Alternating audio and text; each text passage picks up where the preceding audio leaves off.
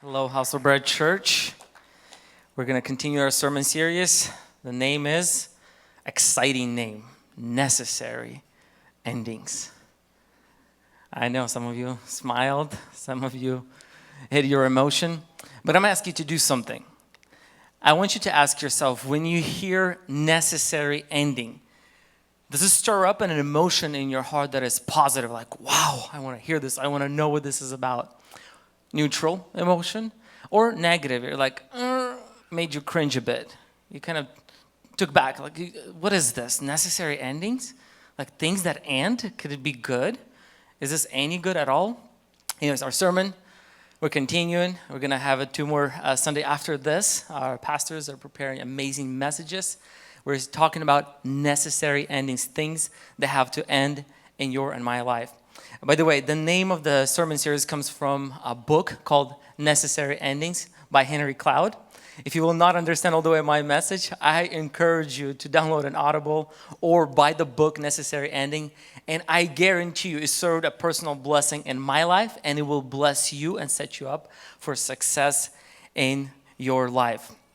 I want to read from Ecclesiastes. Somebody says the author is Solomon, and this is what it says. Follow with me on the screens.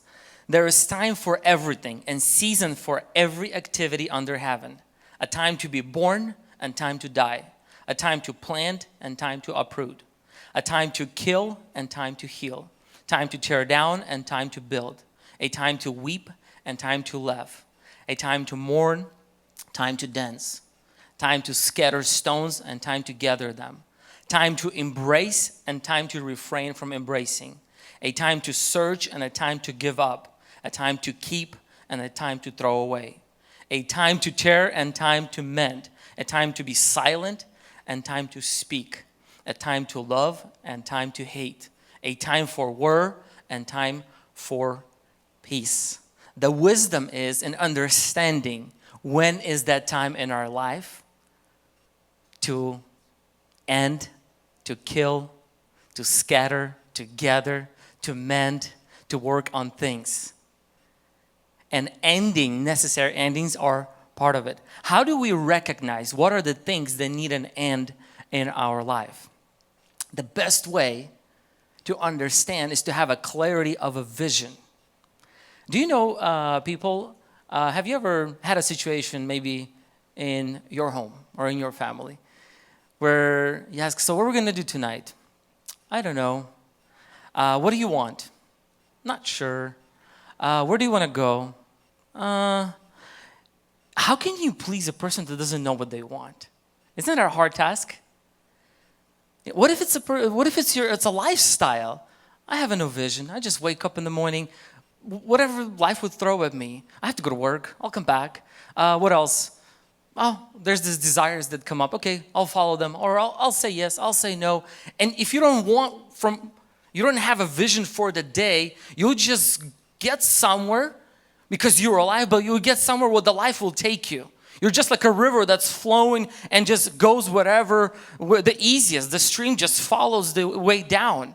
And you're just being followed, pulled away, and somebody's deciding things for you. But in order to understand what to cut in our life, you have to have a perfect understanding where you want to be tomorrow and who you really are. If you do not have an image of who you are tomorrow or a year down the road, you're just living in the unknown, and you're living without shaping yourself to what God has intended for you to be.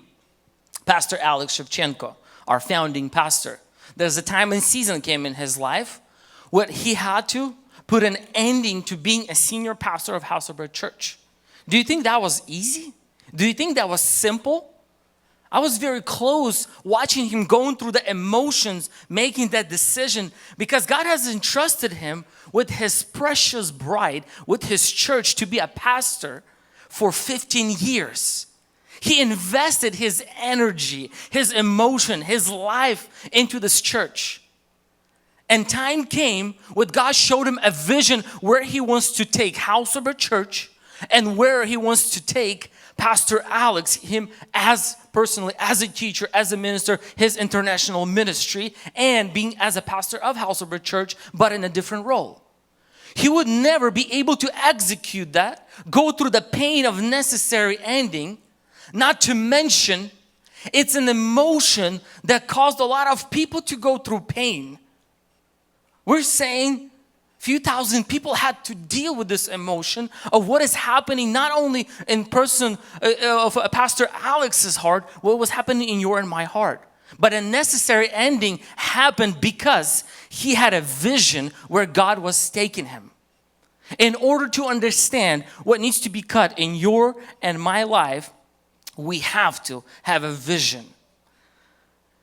If you remember, our President Donald Trump was building a relationship with Kim Jong-un, president of North Korea, or whatever they call him, secretary. And when they were about to meet, our CIA of USA best psychologists, they've got together and they created, I believe it was a 4-minute clip or a video. Who watched this video? Who heard about this video? The President Donald Trump has shown this video. So what this video, however they designed it, they tried to draw a beautiful picture of future of North Korea. What they did, psychologists, they showed a world of destructions, things that are happening in the world. And what Donald Trump did, he said 2 leaders, him and himself and Kim Jong-un, could make a lasting change, casting a vision.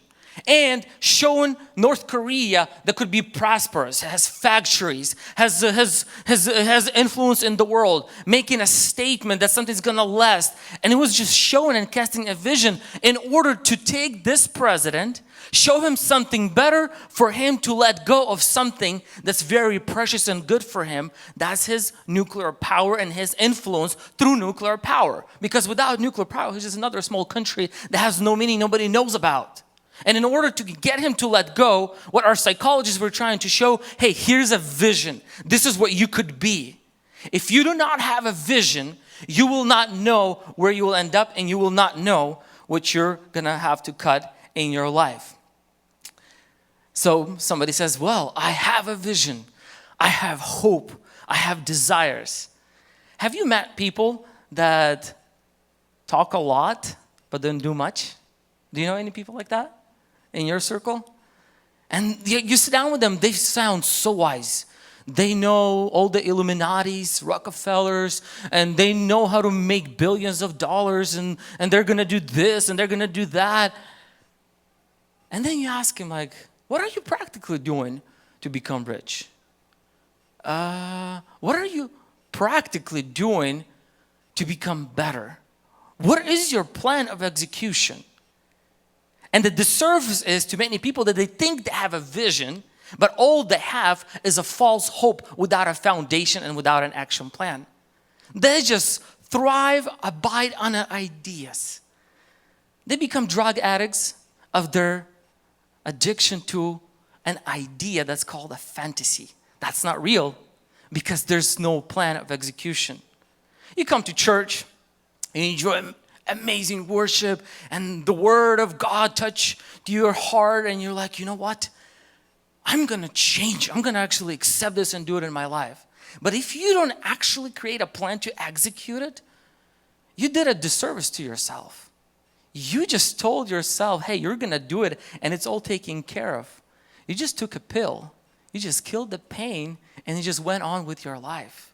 Because the reality is, when there's a vision spoken into your life, there needs to be a change. And in order for change to have sustainability in your life, there has to be a plan of execution. Have you been maybe in the situation, or you've known a couple where a husband or a wife comes and says, I promise you for the 100th time, I won't do it again. Do you know how to find out if you should trust in what they're saying or not? It's actually pretty simple.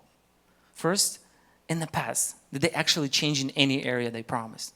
Was there a character trait? Second, is there a plan for the thing they're telling you they're going to change? And is there any accountability to that plan that they're promised you. It will be different this time. You know how to also differentiate if you have a fake hope in your heart or a true vision and clarity where you are going tomorrow. Where are you taking your business? Where you want to work? What relationships you choose? What relationships you keep? What relationships you agree to stay in if they change or they don't change? For example, if you came to a banker and you told them, hey, my business is doing really bad. I need finances, but I hope next year I will do better. Would you get a loan? No, right? Not one banker in the right mind would give you a loan. But if you came to a banker and said, hey, my business is doing financially really bad, but just now I signed a contract with 5 new clients and my earnings will double next year, and based on this facts, on this plan, I'll be able to pay you back. Do you think you have a chance with that loan? Yes. So you have to learn to be honest with yourself. Am I just wishing? Am I just abiding on false hope? Or do I actually have a foundation for the vision that God is placing in my life, for my family, for my work, for my business? But here's the truth. When I started with the emotion today, when I asked what kind of emotion when you hear necessary ending? Because when we say necessary ending, usually it's a negative emotion. And because it's a negative emotion, our mind is wired to protect. It turns on because it's a change. Something's coming into a safe zone, into your comfort territory, and the red light goes on. Something's wrong, something's wrong. Change's coming, change's coming. Start protecting yourself. Take guard. Raise all of your armies. Right now, change's coming. We need to protect what we have. You'll say, okay, we're maybe not that react to the changes that good. Let me give you a simple example. Who in this room right now has an iPhone? Come on, guys, work with me, work with me. Okay, iPhone users, you're my people. All right, who has an Android? You're my people too, but just there you go, a whole row right there. Android people. Okay, if somebody told me right now, Vlad, switch to Android, you know what happens in my mind right now? No way. I am so comfortable because I know where to press those buttons. I know how my iMessages work. They're synchronized and I can keep going and going. It takes me out of my comfort zone that I abide in, I live in. I'm with this phone. I'm almost married to this phone. It's part of me. I know the system in and out. And now you're telling me I have to go through change? It threatens my safety, and it's telling me to turn on hard work and to sacrifice something that I developed is so good, and I became so comfortable and cozy with what I have.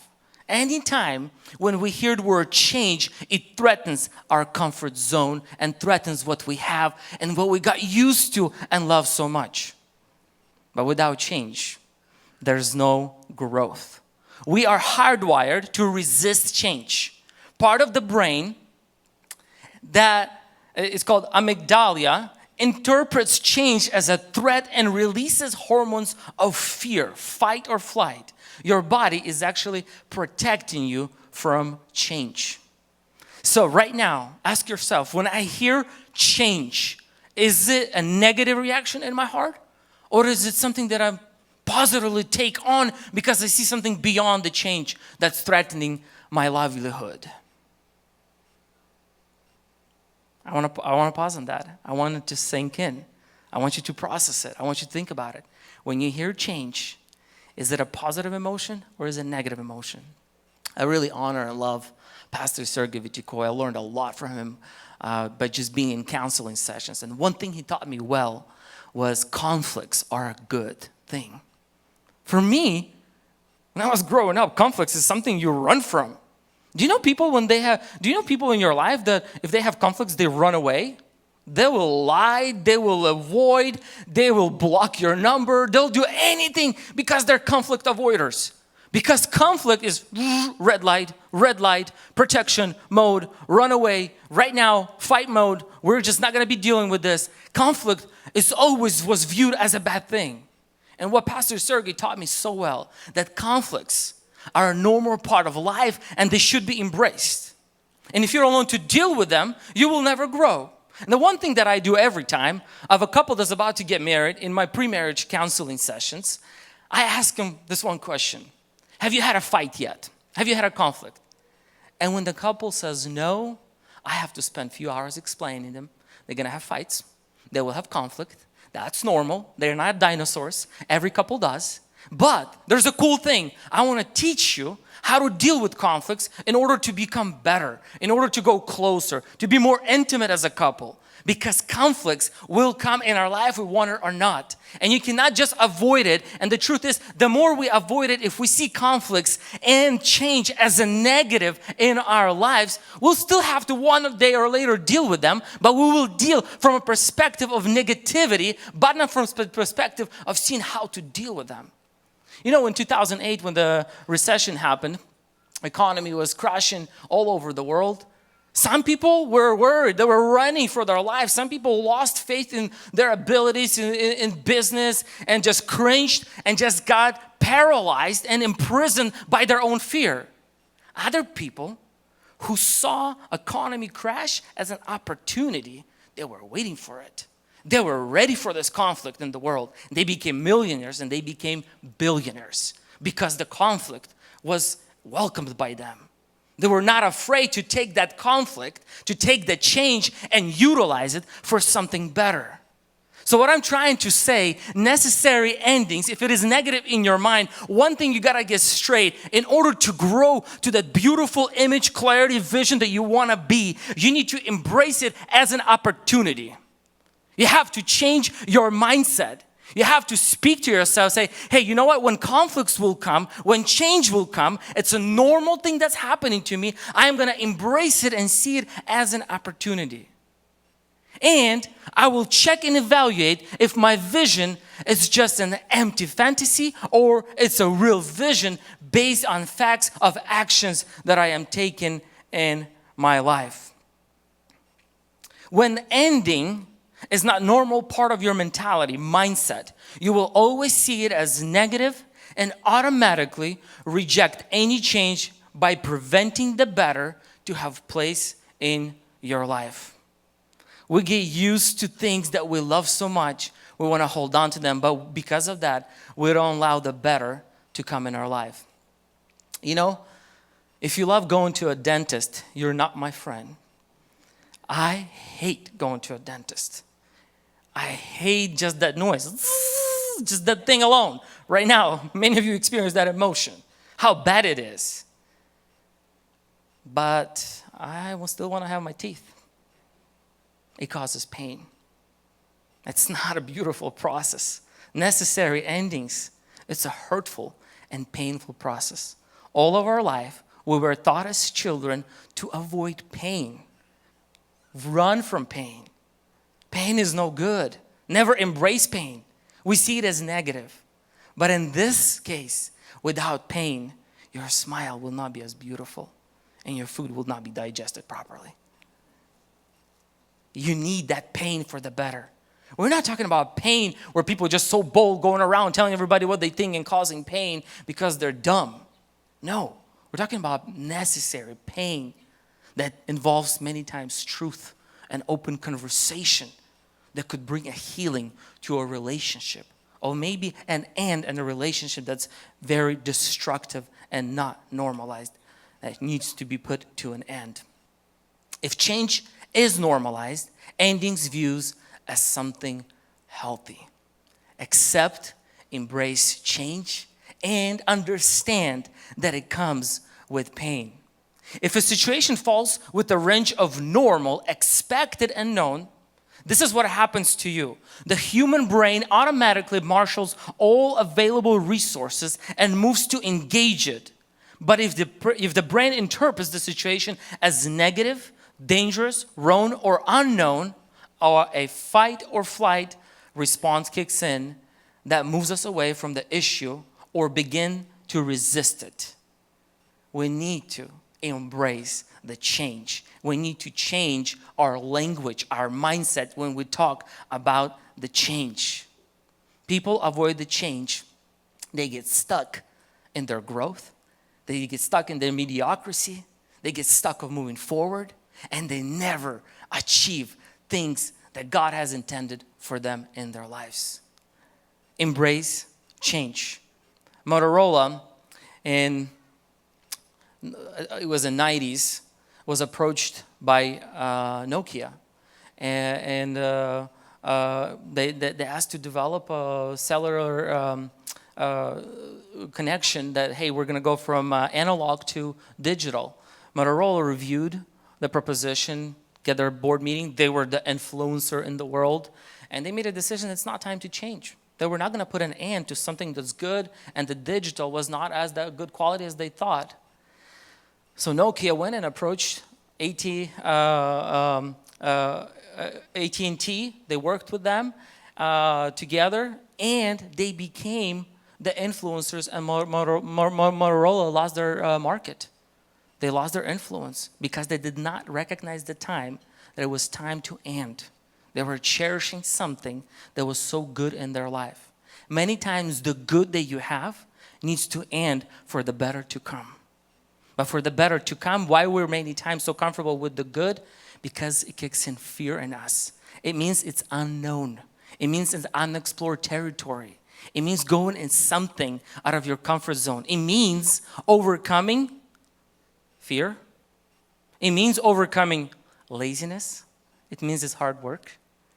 That means you have to create a plan. It means you have to get accountable. It means that you have to go through struggles while your life is okay.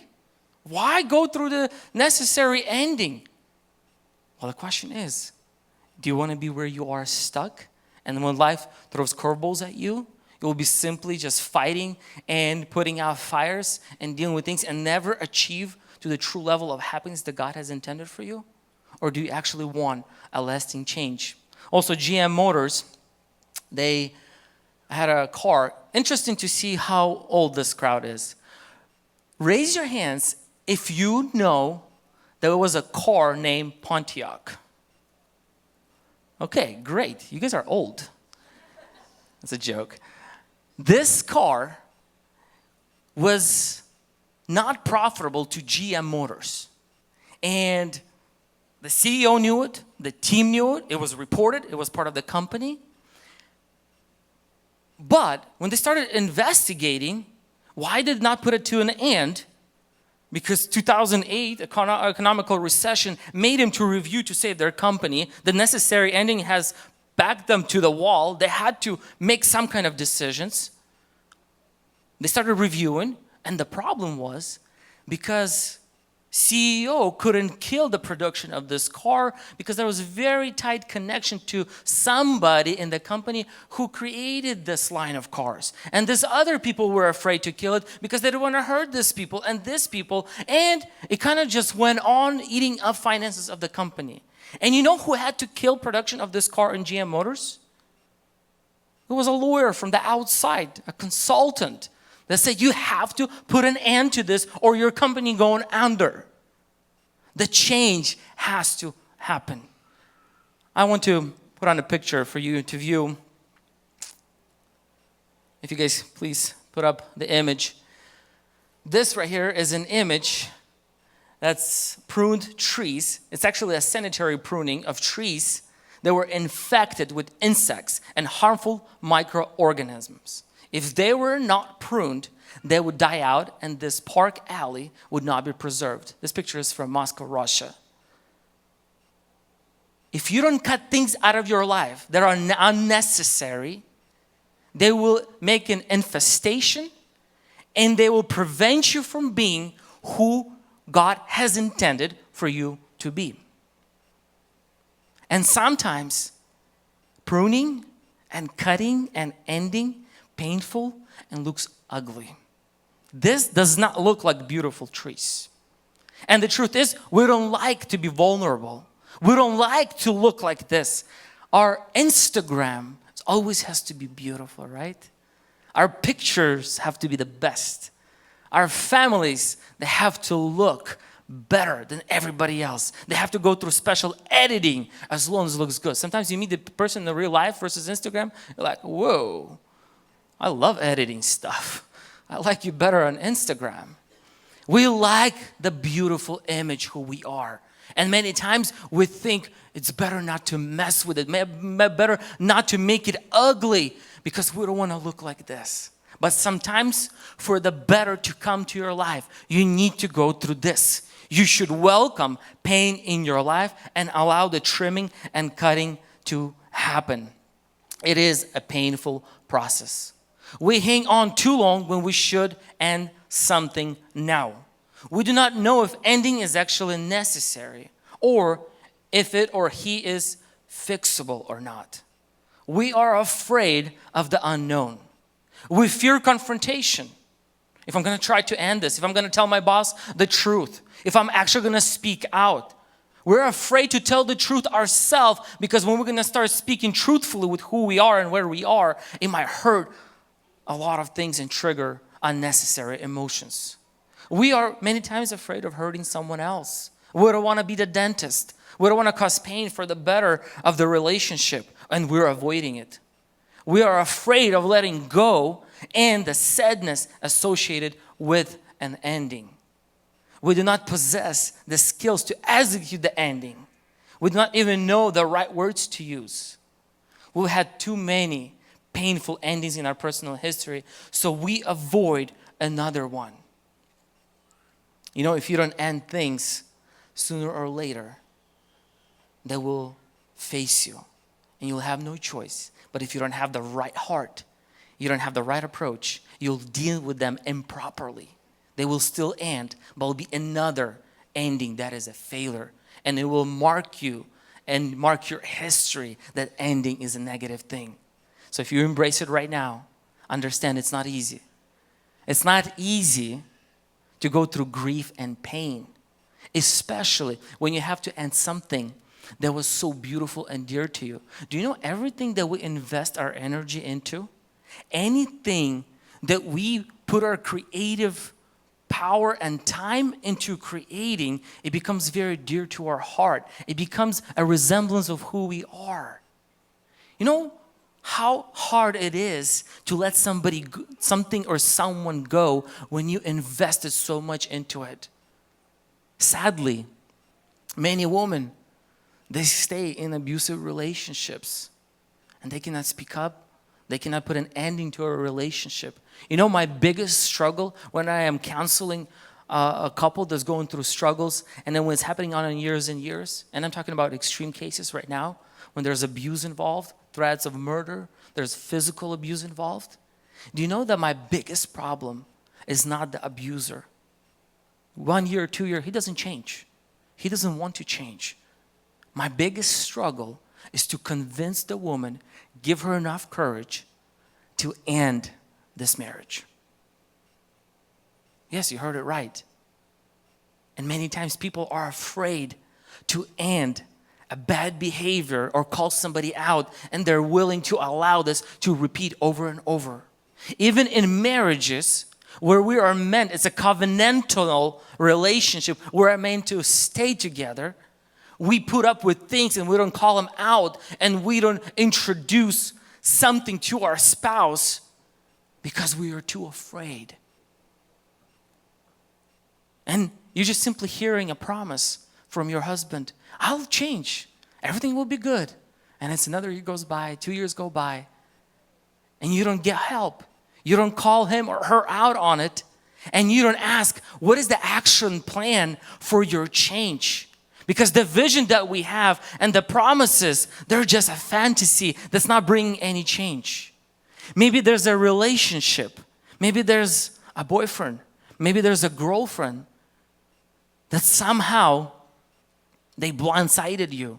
You saw all the beautiful things about them, but the ugly side, you kept dismissing, and you're afraid to call them out. You're afraid to talk to them about this change, but it's for months not happening. Maybe you need to have that tough conversation. Talk about that change. And if that change is not happening, maybe there's a necessary ending that needs to happen.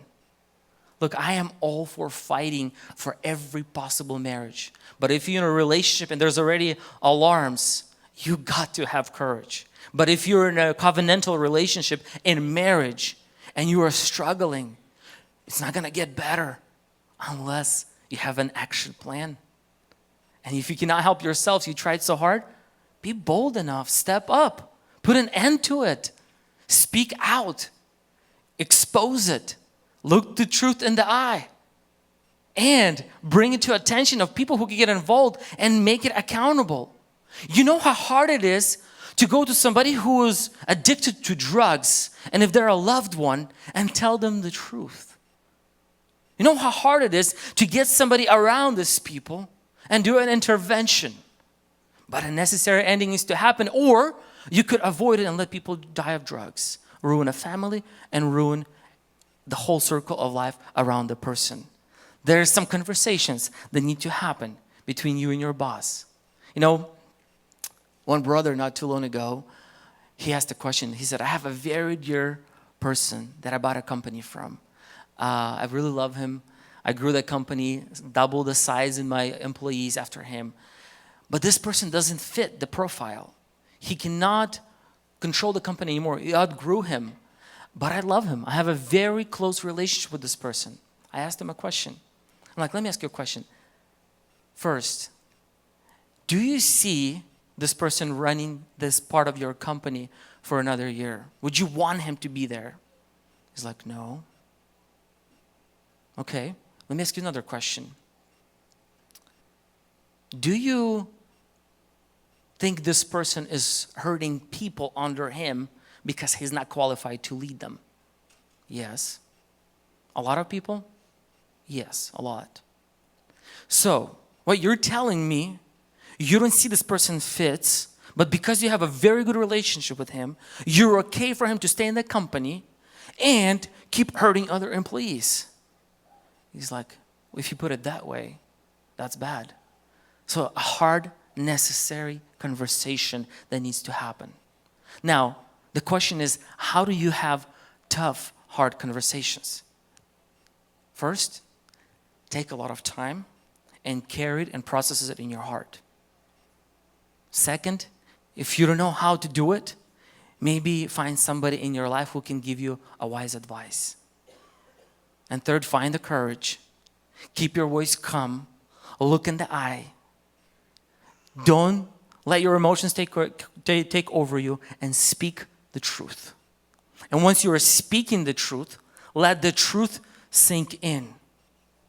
And if you're prepared, you're ready, and whatever the consequences, they're not on you. The receptor will have the consequences, whatever the emotions will be. You have to keep yourself in check. You have to keep your heart in balance.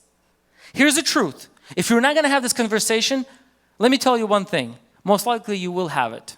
You know where? If it's your boss, most likely you will have it with your wife. You're going to tell her or him or whoever in an angry voice. And if it's your spouse or somebody you love, you're still going to tell them. But you know what we're going to tell them?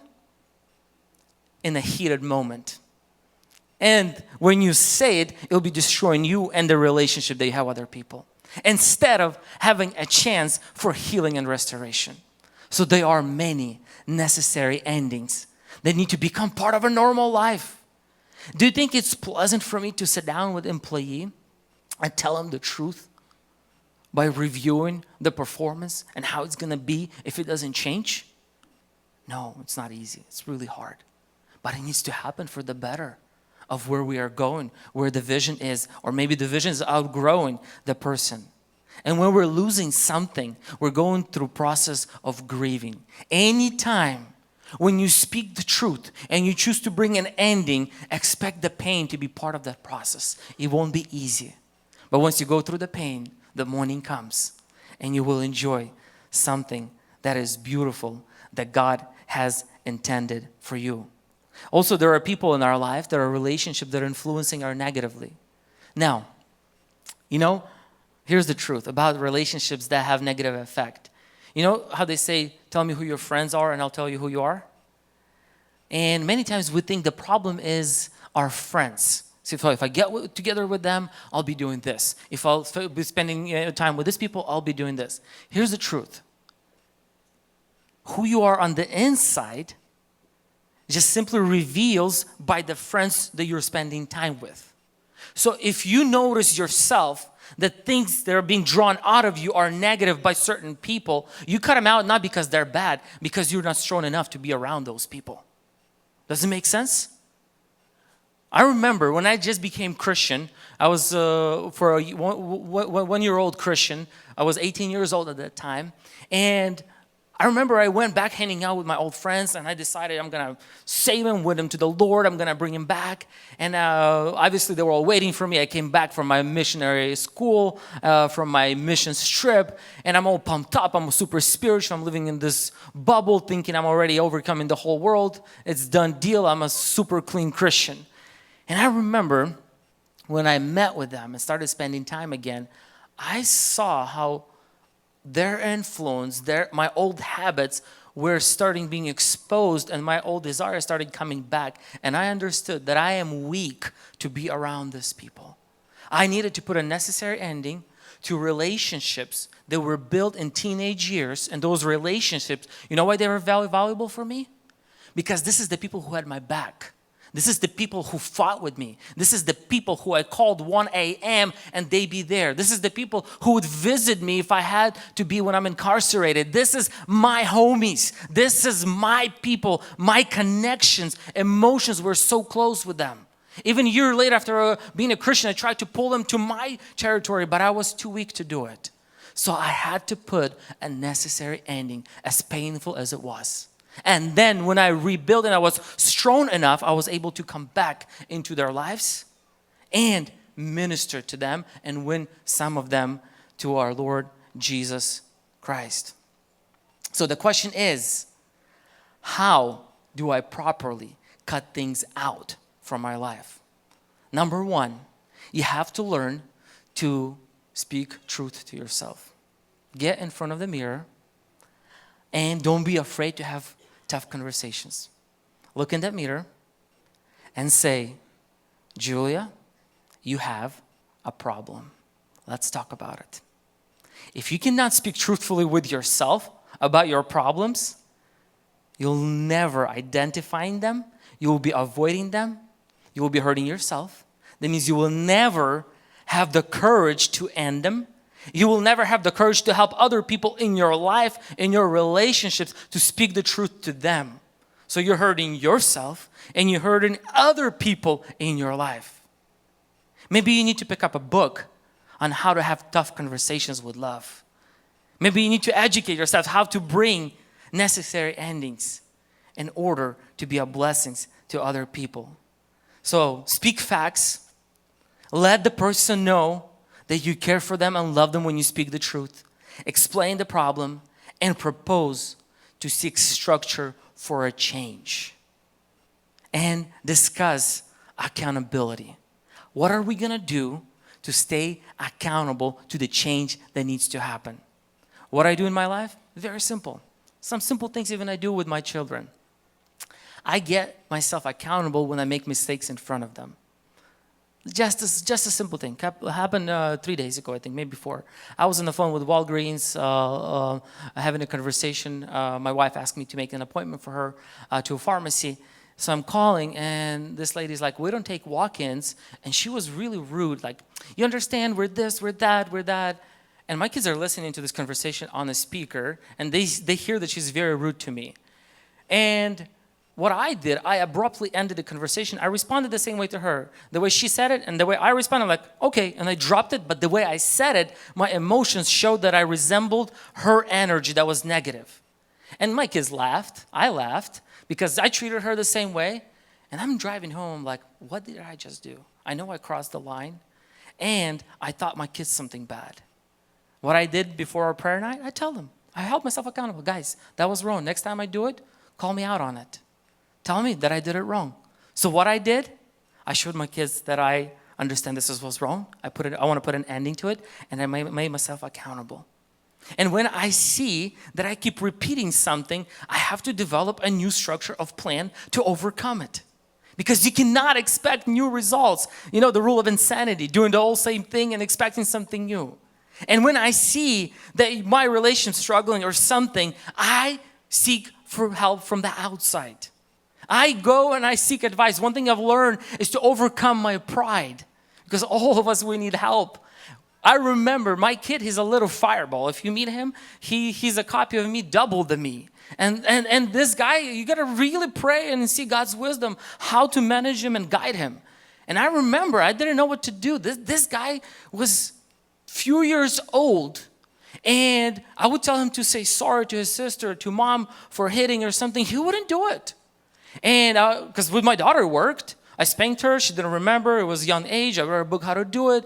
This guy, he lays down and he shows me, spank me. And for an hour, sometimes I went for 2 hours trying to get him to say sorry to his mom or to his sister or to me. He wouldn't do it. I didn't know what to do. I prayed. I read some books and I went for counseling. I found some wisdom from other people who went through this, and they said, hey, try to win him with love. Try to sit him down, give him hugs, and explain what was wrong, and then have him say sorry. It worked like a charm.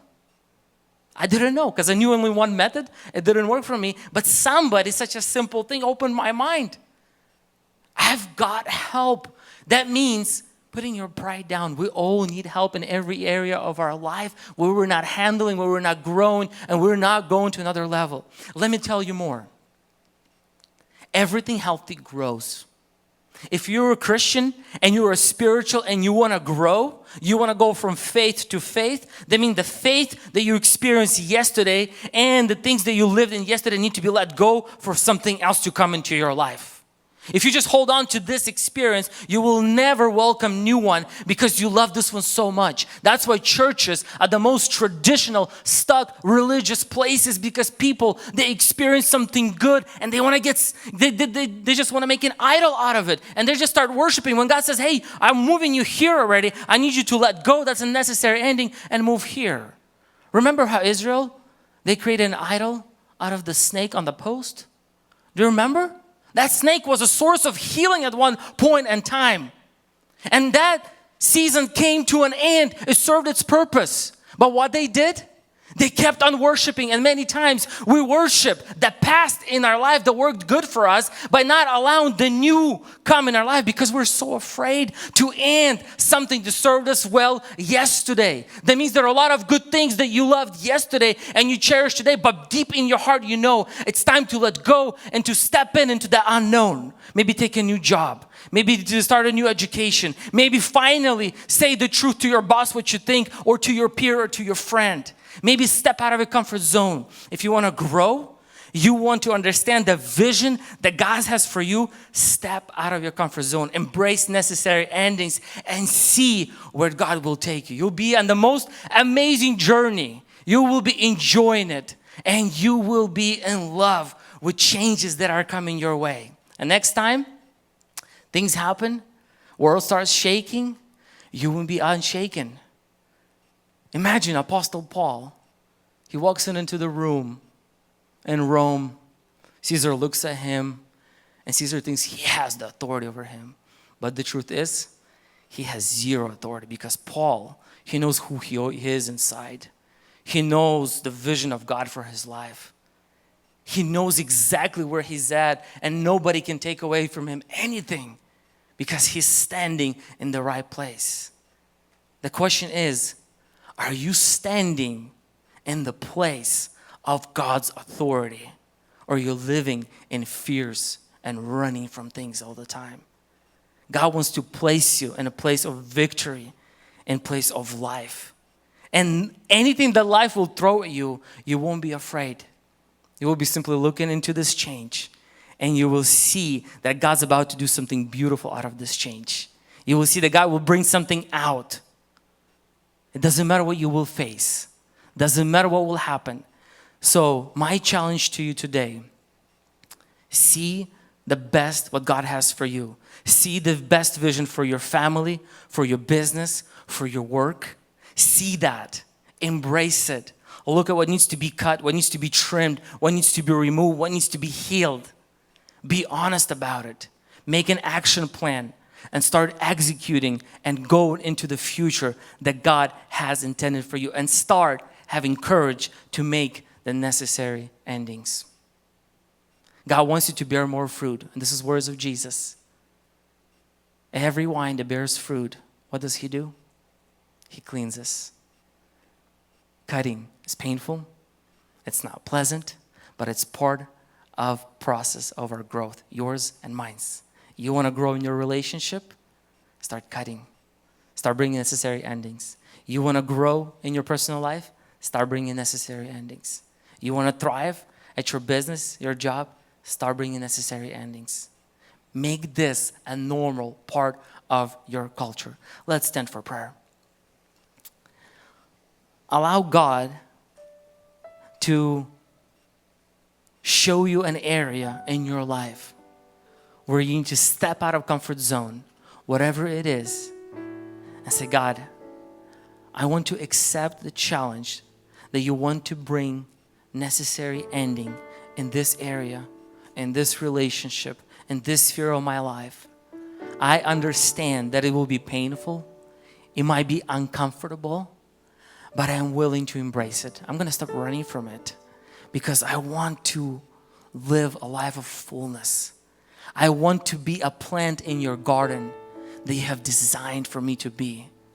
I want to bear fruit that is pleasing unto you and other people in my life. And maybe, yes, it'll be ugly for a time. Maybe, yes, it'll be painful for a time. But I'm inviting this because I know life will throw even bigger things at me. But I'll be ready to face them. I'll be ready to overcome them because I'm doing this in you and through you. I am planted in your garden and you are on my side.